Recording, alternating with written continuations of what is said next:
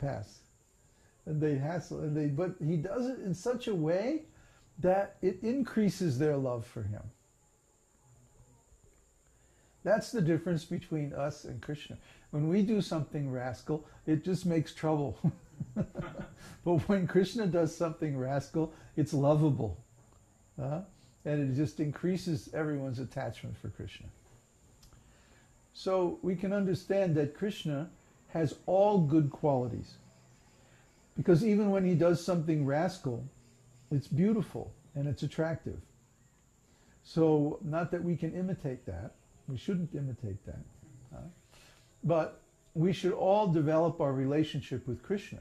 And then if our relationships are based on our relationship with Krishna, then our relationships also become transcendental. And then we don't have to worry about exploitation and deception and, all kinds of sinful activities like normally happens in relationships. Because the only reason that we have a relationship is to serve Krishna. And that relationship is pure. So our interpersonal relationships are also pure when they're based on that relationship. Now where the problems come in is when people just pretend to have a relationship with Krishna so that they can have a particular kind of relationship with other people. And we see this going on in certain religious organizations, and we all know who they are, right? Where people will pretend to be a pure devotee or pretend to be a spiritual master just so that they can get nice accommodations and nice food and, people paying a lot of attention to them and all that kind of stuff. But really they don't have a service attitude at all. Exactly the opposite. They want to be served. And so they pretend to be something that they're not, and give some of their followers a false relationship with Krishna. That leads to all kinds of trouble, as we have seen. How do we know if we're involved in a phony relationship like that?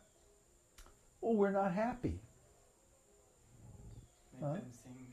What? Yeah, make them sing. What did you say the first thing that when you came here yesterday, Uddhava? When I saw everyone, the first impression I got is, oh, they are happy, And I said, I haven't seen happy people in a year or more, even though you were there. Mexico City. He wasn't happy yet. You're not happy. And it's like happiness was forgotten in the city. You don't see happy people nowhere. There's nowhere to find them. So it's very impressive. Oh, one can be happy in this world. Those who are happy are drunk. No, they're not happy. No, but they're smiling like goofballs. Yeah, but now you see them and they're suffering. Yeah. Because they're dependent on something outside for their happiness. They're not enjoying their intrinsic happiness. They're not enjoying happiness that's based on consciousness. Like we were saying last night. When your consciousness contemplates something of a transcendental nature, of a nature that matches its own,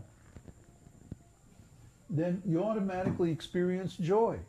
You don't need intoxication.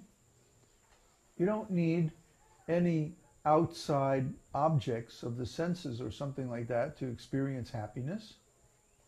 Happiness is there automatically as soon as the consciousness is whole, as soon as consciousness is one, as soon as consciousness is clear or in its normal state.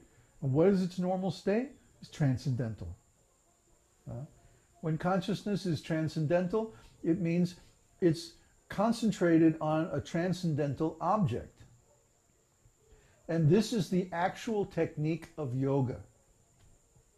Yoga means, as Krishna says in Bhagavad Gita, Yogo yuktam prasanatma, na sochati na kankshati. This is when the yogi's mind is, when someone is really in yoga, prasanna atma, his atma, his consciousness is filled with joy, prasanna. No sochiti, no kanchati. No worries, no anxieties, and also no desires. He doesn't lament, he doesn't want to have anything. All he wants to do is concentrate his mind on this transcendental nature because it's so beautiful. Our mind's automatically attracted by beauty. And what is more beautiful than the original nature of the self? You see?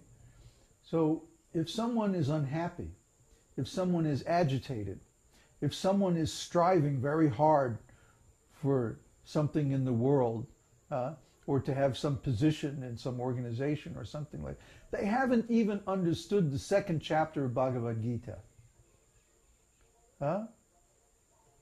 Because if they actually understood that they're a spirit soul and that they are complete and whole and eternal and they have no need for any outside source of enjoyment, they would be happy all the time. If I know that all I have to do is sit down and contemplate the nature of my own self, my own consciousness, and I can be happy. This is called Brahman realization. If I can be happy just by that, then what do I need with any outside source of happiness? Why do I have to strive so hard to be happy? Why do I have to work so hard, or why do I have to try to exploit others? Why do I have to try so hard to get money or this or that to be happy when the source of happiness is already there inside myself? I don't need anything to be happy. As long as I can keep my body and soul together, then I can sit down under a tree and be happy in a second. Really, just like that. Just by contemplating in the right way. Once I learned this yoga. So Krishna goes to great lengths to explain all these different yoga techniques to Arjuna. But in the end, Arjuna rejects them. Why? He says because the mind is very difficult to control. He says, I think this trying to control the mind is as futile as trying to control the wind. So how can I do this, Krishna? I'm a great king and politician, and there's all these people trying to kill me. How can I control my mind? This is, impossible. I can't do this, Krishna. You have to come up with some other way. Right? So then Krishna describes Bhakti Yoga. Bhakti Yoga leads to Paramatma realization and Bhagavan realization. And these are even higher than Brahman realization. So what to speak of happiness? Happiness is easy. That's just the first stage of realization. The most neophyte, beginner stage of realization. The real happiness or the real joy comes in the higher stages of Paramatma and Bhagavan realization, which we can easily have through the holy name. It's very, very simple, very, very easy. You just chant your guru-given mantra without offenses and study the Vedas and try to understand this whole process.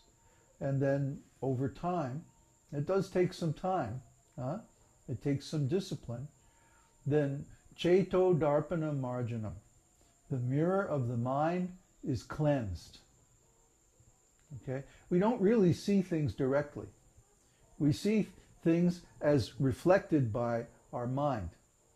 And according to our ontology, or the mental constructs and categories with which we view reality, that's how we understand what we see. But we don't see the reality directly itself, but we see some interpretation of that reality according to our understanding.